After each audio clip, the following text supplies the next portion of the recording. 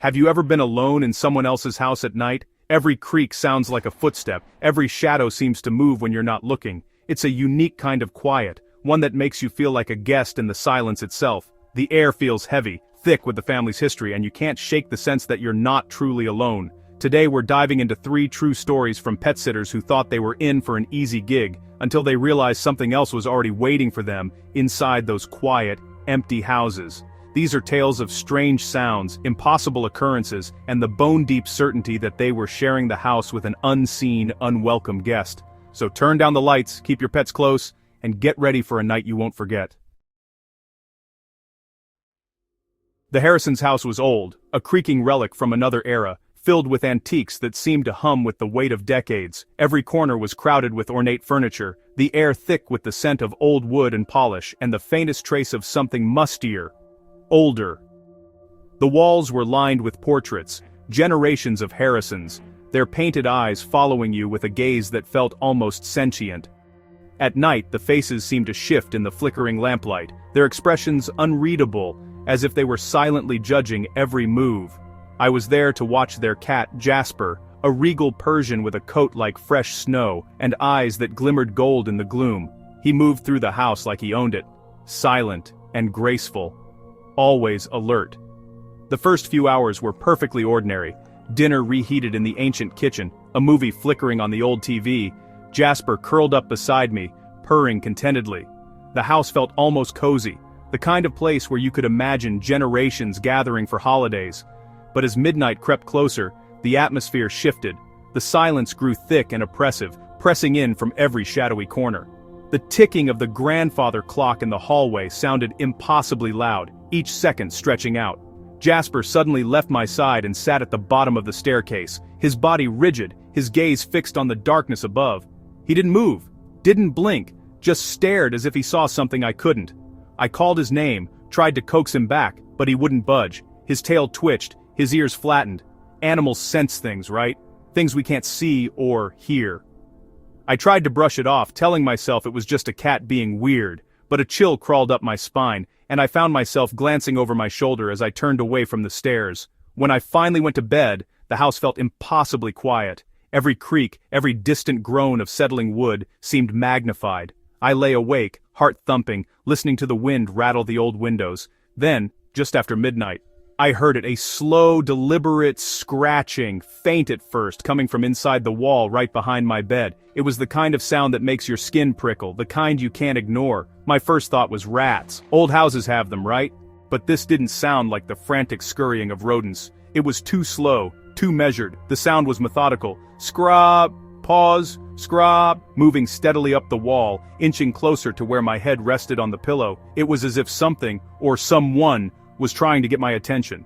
I flicked on the bedside lamp, hoping the light would chase away whatever was making that noise, but the scratching didn't stop. If anything, it grew clearer, more insistent, as if it was responding to me. I pressed my ear to the cold plaster, holding my breath. The sound was right there, just inches away, so close I could almost feel the vibrations. It didn't sound like claws or teeth. It sounded deliberate, human. I froze, paralyzed by fear. The scratching stopped abruptly, leaving a silence so deep it rang in my ears. For a moment, I thought it was over. But then, from inside the wall, I heard a whisper. My name, rasping and unmistakable, as if someone was pressed up against the other side, calling to me from the darkness. Panic took over. I bolted from the room, heart pounding, running past Jasper, who was now arched and hissing at the wall, his fur standing on end. He'd never acted like that before. I didn't stop until I was outside, gulping in the cold night air under a flickering streetlight. My hands shook as I tried to steady my breathing, the house looming behind me like a dark secret. I lied to the Harrisons the next morning, my voice trembling as I told them there was a gas leak. I left the key under the mat and never set foot in that house again. Later, the Harrisons assured me nothing was wrong with the house. No pests, no faulty pipes, nothing out of the ordinary. They said Jasper was back to his old self, calm and content.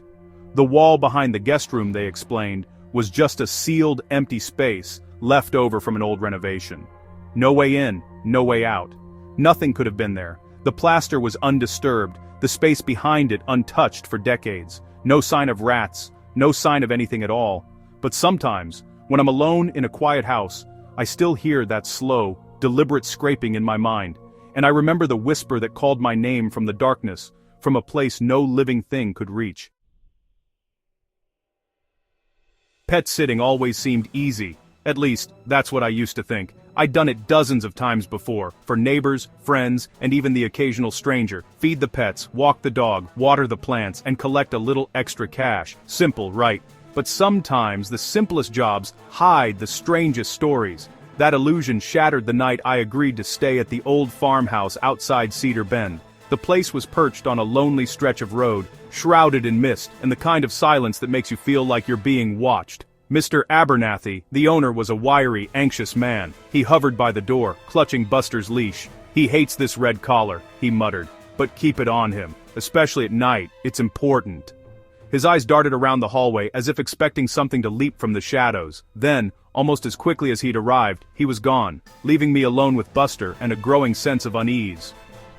That first night I tried to settle in. Buster and I played fetch in the living room, his tail thumping against the old wooden floor. Later I watched TV, the flickering light casting strange shadows on the walls. Eventually, I dozed off on the couch, Buster curled up at my feet, the red collar glinting in the dim light. When I woke, the house was silent, and Buster's collar was gone. I searched everywhere, under the couch, behind the curtains, even in the kitchen trash. Nothing. It was as if the collar had simply vanished into thin air. I tried to shrug it off, blaming my own tiredness, but later, as I walked down the hallway, I stopped cold. There, in the center of the floor was the collar, laid out perfectly straight, as if someone had taken great care to arrange it.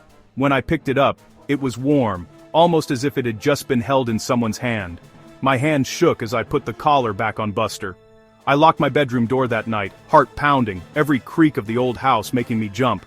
I told myself it was just nerves, but I couldn't shake the feeling that I wasn't alone. The next day, I tried to forget about it.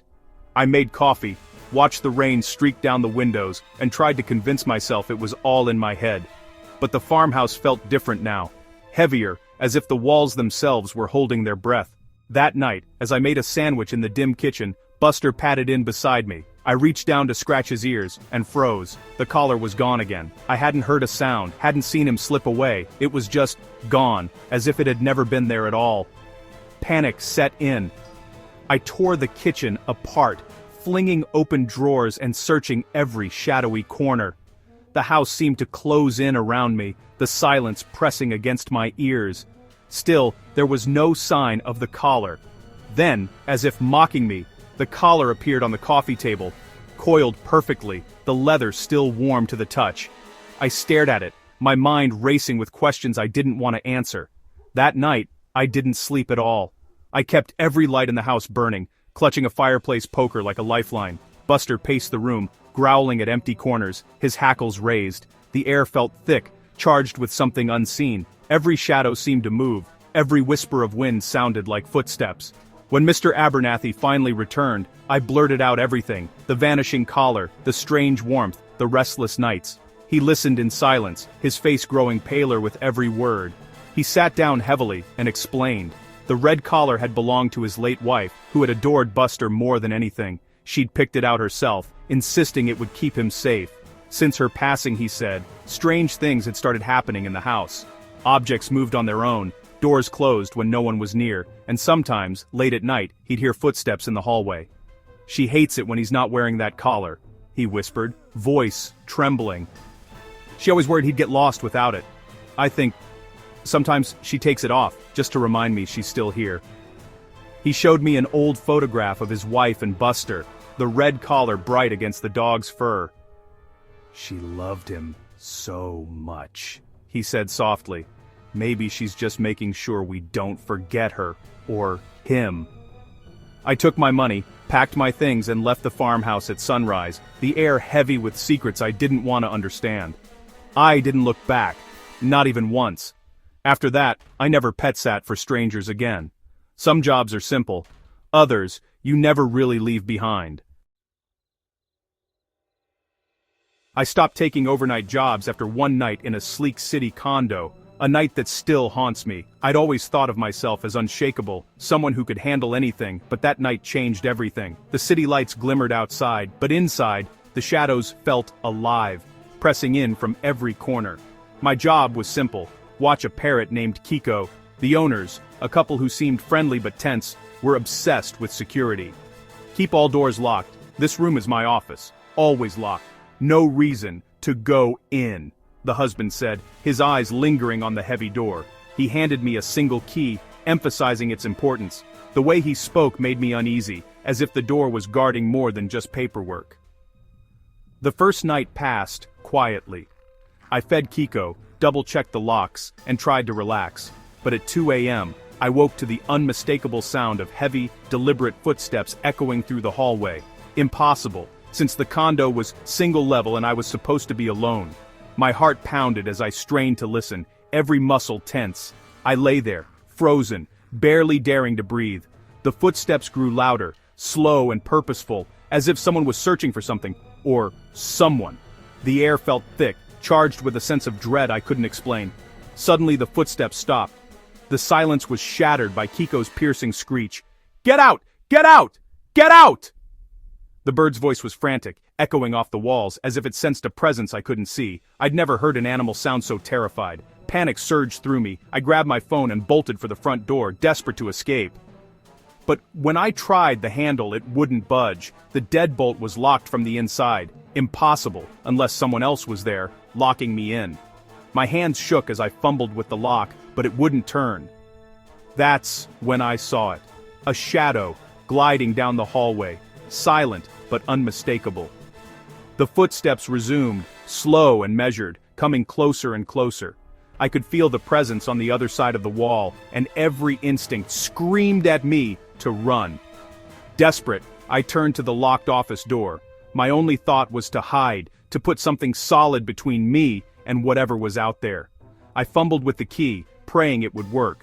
Miraculously, the door opened. I slammed it shut behind me, threw the deadbolt, and pressed my ear to the wood. The footsteps stopped right outside, so close I could hear the faintest rustle of clothing. I held my breath, terrified to make a sound. Then, breathing, ragged, uneven, just inches away. Suddenly, metallic scratching at the lock. Scritch, scrape, scritch.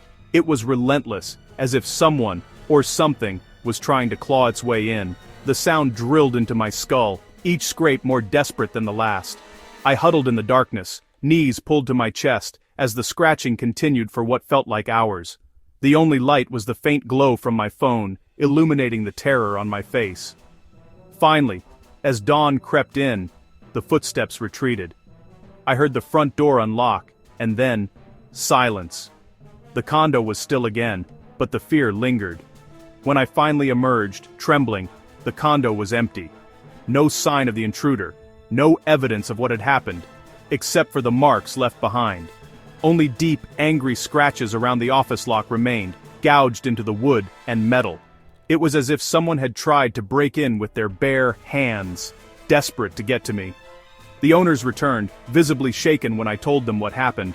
The husband's face went pale as he whispered, "That door is never unlocked. I'm the only one with a key." His wife clutched his arm, eyes wide with fear. He finally confessed. A former tenant, obsessed with their condo, had made copies of the keys before moving out. They'd changed the locks, or so they thought, but something had gone wrong. The idea that someone had been coming and going, unseen, made my skin crawl. They thought he was gone, that the past was behind them. But the shadows in that condo told a different story. He wasn't gone. He was still there, lurking in the darkness, waiting for another chance. That night, he'd locked me in with him. I was trapped, a silent witness to a nightmare I never saw coming. And the one door that should have been locked, the office, became my only escape. I still wonder if it was luck, fate, or something else that let me in. Even now, I can't shake the question that keeps me up at night. Who, or what, unlocked that door for me? For these pet sitters, a creaking floorboard or flickering light is no longer just the house settling. It's a reminder of the night they weren't alone. They came to care for animals, but found themselves in stories they never wanted. The animals were the innocent witnesses, sensing what their human guests could not. Next time you agree to watch someone's pet, remember, sometimes, it's not the animals you need to fear. Have you ever had a creepy house-sitting experience? Share your story in the comments. Thanks for watching, and try to get some sleep tonight.